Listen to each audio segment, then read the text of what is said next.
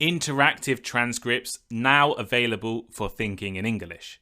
I've had many of you reach out over the past few weeks and months asking for a way to listen and read the transcripts at the same time. And now I've invested in some new software and I can offer interactive transcripts. You will be able to listen to the podcast and follow exactly my words at the same time.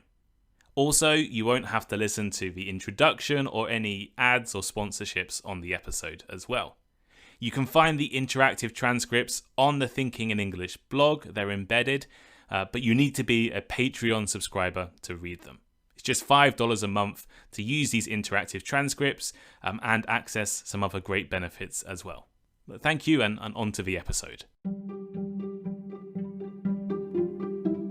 Hello, I'm Tom Wilkinson, and welcome to the Thinking in English podcast, a podcast for intermediate to advanced level English learners. While I'm struggling to learn Japanese, and all of you guys are trying your best to learn English, there are some people out there who can speak multiple different languages to a high level of proficiency. Today, I want to look at these people, discuss how they can learn languages effectively, and discuss what we can learn from multilingual polyglots. You can find the full transcript of today's episode for free over on the Thinking in English blog. There is also an interactive transcript for my Patreon subscribers. Here is today's vocabulary list. Polyglot. Polyglot. Someone who can speak or use several different languages. For example, my tutor's something of a polyglot. She speaks 7 languages. Multilingual. Multilingual. Able to use more than 2 languages for communication. As in, he is receiving language lessons so he can understand his multilingual teammates. Repertoire. Repertoire.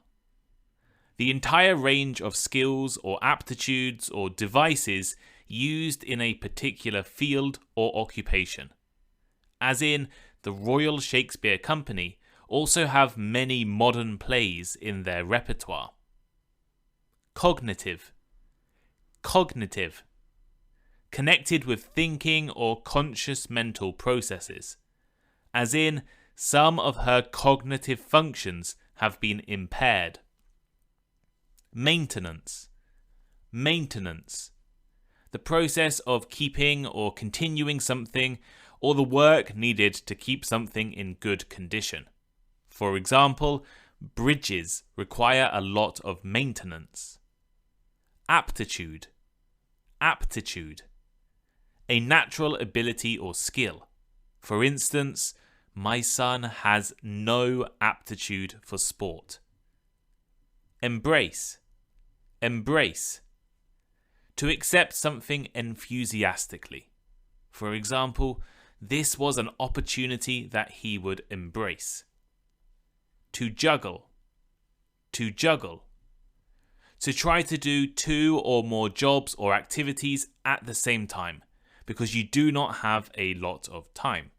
For example, flexible working hours help staff juggle work and family life.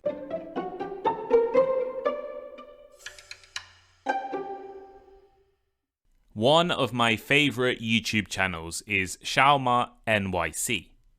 I recommend this channel to all of you listening. It features a man from New York City learning and using languages in interesting and surprising situations. I first watched him a few years ago when his channel was much smaller, and his videos mainly consisted of him using his language skills to confuse and shock customers in New York's Chinatown. Shiah, or his real name Ari, speaks very good Mandarin Chinese, but as a white American, very few shopkeepers and customers in Chinatown expected he would be able to understand them.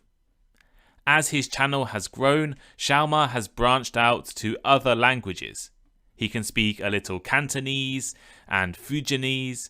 He has recorded videos learning and using languages from Africa, like Wolof and Yoruba, indigenous languages including Cherokee and Mayan, and many more.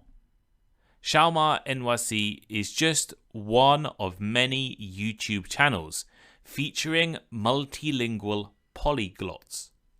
There seems to be a fascination with people who are able to speak many languages at the same time.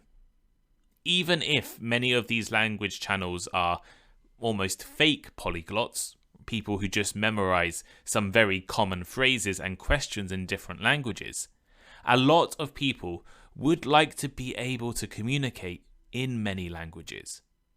And I know this because I, myself, would love to be a polyglot. My ambition is to achieve a higher level of Japanese proficiency and then move on to Chinese and other languages too. So today, I'd like to take a deeper look at polyglots and multilingual people.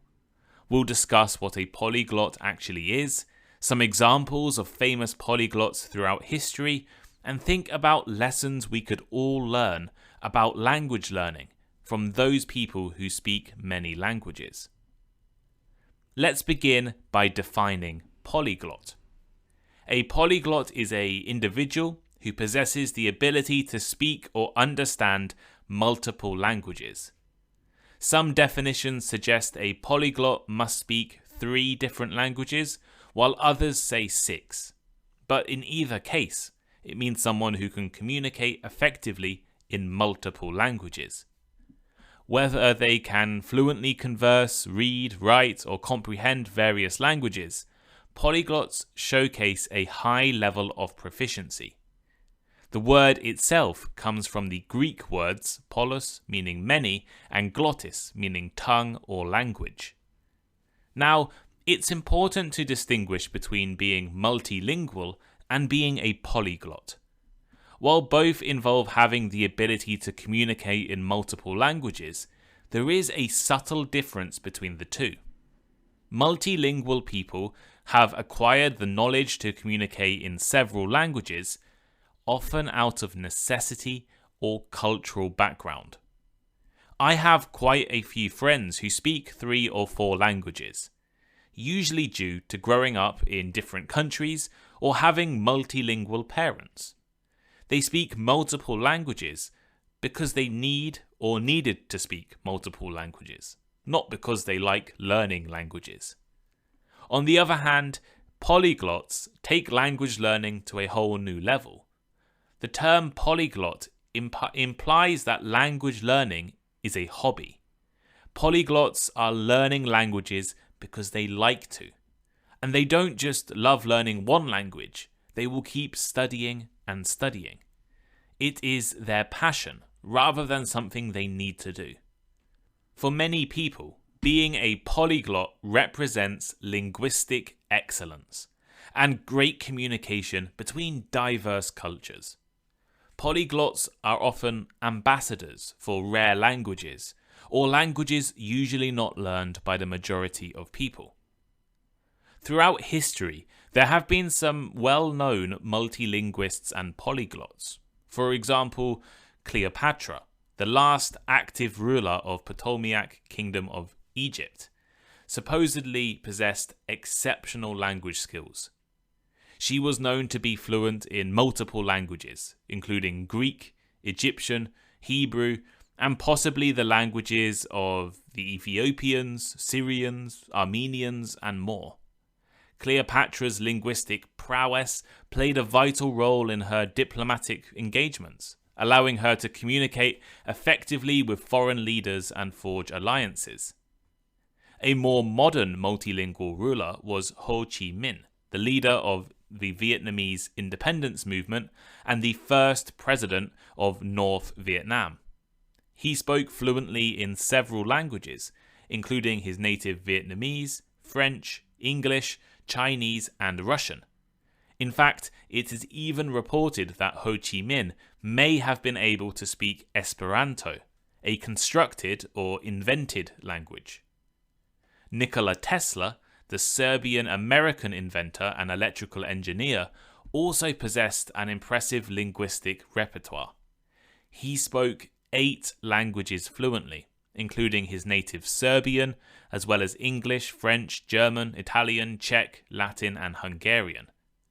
Tesla's language skills facilitated his communication with scientists, engineers, and investors, contributing to his groundbreaking innovations in the field of electricity and power. And finally, Queen Elizabeth I of England, known as the Virgin Queen, was also fluent in multiple languages, including English, French, Spanish, Italian, Ancient Greek, and Latin. For all of these people, language skills helped to shape their lives and careers. Through their multilingualism, they forged alliances and established connections with people from diverse backgrounds. So this leads me to a question. Can anyone become a polyglot? The interpretation of what it means to be a polyglot can vary, as you may have different perspectives on language mastery compared to me. Some people would consider being able to have basic conversations in many languages as an example of a polyglot, while others would require you to be able to think and use the languages creatively. For some, being a polyglot means being able to communicate fluently, both orally and in writing, and understanding various dialects and cultural references. Others might consider the ability to understand and read multiple languages at an advanced level as the benchmark for polyglotism. Achieving polyglot status is influenced by a combination of factors, including natural talent, language aptitude, and dedication. In fact, research suggests that polyglots have both high language aptitude and a high level of language awareness. Language aptitude encompasses factors such as memory, analytical skills, and the ability to mimic sounds and patterns. Language awareness refers to how well a person knows and understands how words work in different languages. These two factors combined make it much easier for a person to become a polyglot. However, it's also important to recognize that dedication and consistent practice are equally essential in the journey to becoming multilingual.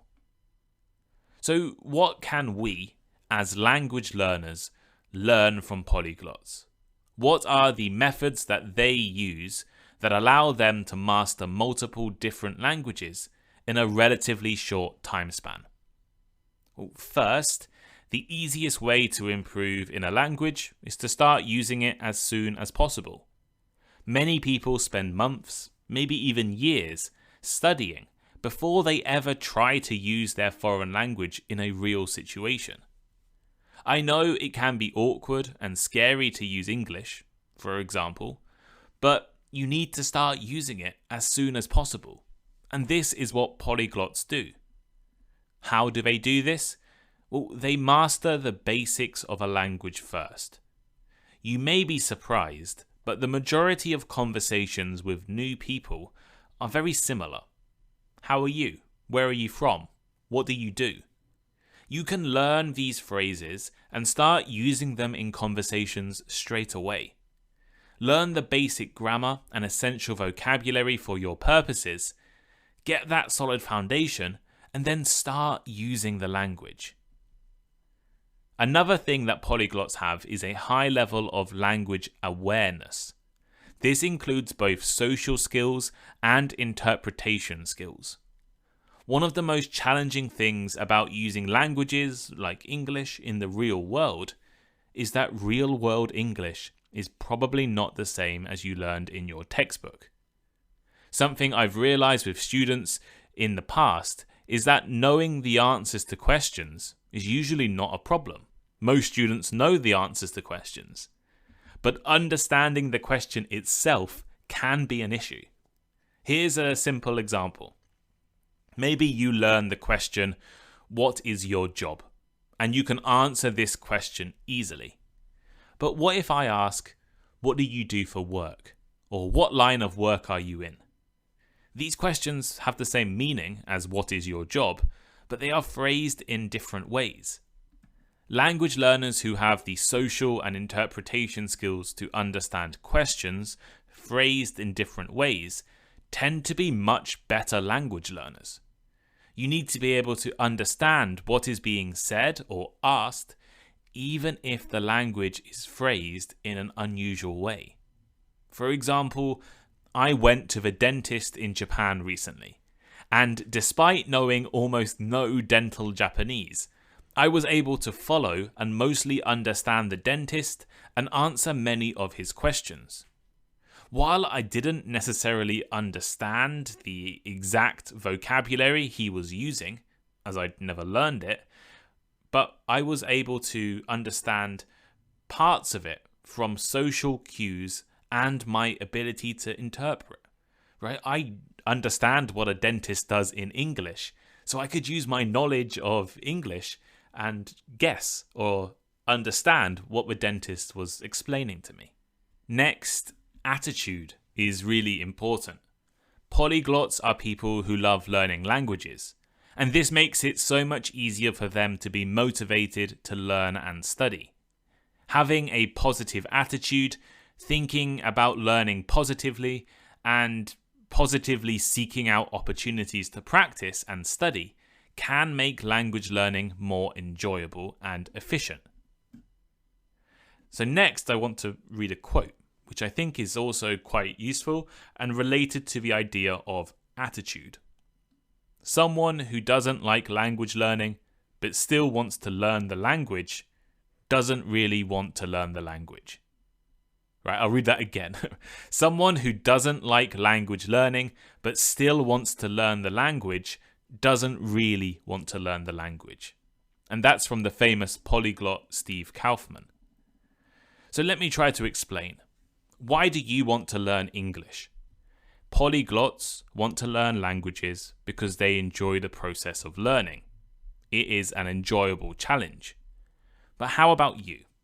Right, if you don't like language learning, if you find learning English boring or annoying, then the chances are you don't really want to learn English.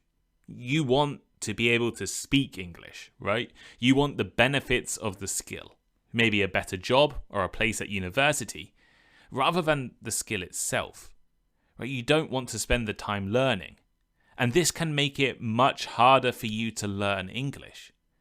If you enjoy the process of studying, if you like learning and practicing, then learning a language will be much easier. So, to end this episode, I think we should examine the pros and cons of being multilingual. Being able to communicate in multiple languages brings both advantages and challenges. So let's start with the pros. Benefits of being multilingual are numerous and extend beyond simply being able to converse in different languages. Here are some key advantages. Improved cognitive ability. Multilingualism has been linked to enhanced cognitive functions such as better problem solving, increased attention span, and improved memory. Switching between languages exercises the brain, leading to cognitive flexibility and mental agility. Increased job opportunities. In today's globalized world, being multilingual is valuable. Many employers seek individuals who can communicate with diverse customers, clients, or colleagues in different languages. Multilingual individuals often have a competitive edge and access to a wider range of careers. Cultural understanding and empathy. Language is deeply intertwined with culture. By learning different languages, you gain a deeper understanding of other cultures, traditions, and perspectives. Multilingualism fosters cultural empathy and helps break down barriers between individuals from different linguistic backgrounds. Enhanced travel experiences. When you can speak the language of the country you are visiting, it opens up a world of opportunities for interactions and experiences. You can engage with locals, navigate through unfamiliar places with ease, and gain a deeper appreciation for the local culture. Now, while the benefits of being multilingual are often great, there are also challenges that multilingual individuals may encounter. Language maintenance. Learning multiple languages requires ongoing practice and maintenance. Without consistent use, language skills can deteriorate over time. Multilingual individuals need to allocate time and effort to maintain proficiency in each language they speak. Identity struggles. Speaking multiple languages can sometimes lead to identity complexities. Multilingual individuals may navigate between different cultural identities associated with each language they speak. Right? Your personality and identity might be really different in English compared to your native language. And finding a balance can be problematic. Balancing multiple languages. Right? Juggling multiple languages can be demanding, especially when each language requires attention and practice. Multilingual individuals may need to switch between languages depending on context, which can require mental effort and adaptability. And I know this from personal experience. I loved my time learning Chinese. It was an incredible language, but my Japanese definitely suffered at that time. I struggled to balance and understand the two different languages in my head, and I know many of you will feel the same. If you are planning on studying multiple languages at the same time, you need to remember what your goals are and make sure you allocate enough time to maintaining your different skills.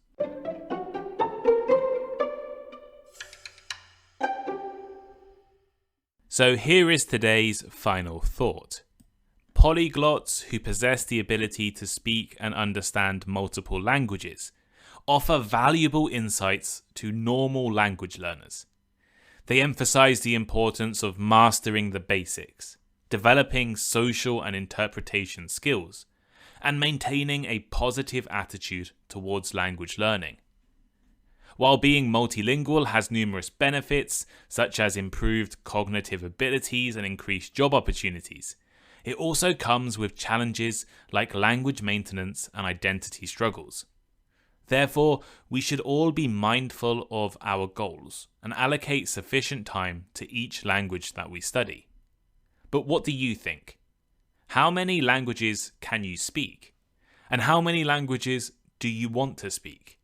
Would you like to be a polyglot, or are you hoping to be bilingual? Let me know by leaving a comment on the Thinking in English blog, or on the transcript, on Spotify, or you can reach out to me on Instagram as well. Thank you all so much for listening to this episode. If you want to support Thinking in English, please do. There's a 7-day free trial to Patreon.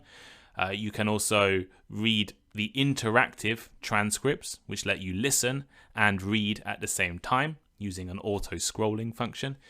They're on the blog, and any Patreon subscriber can read those. But thank you so much, and I'll see you next time. Goodbye.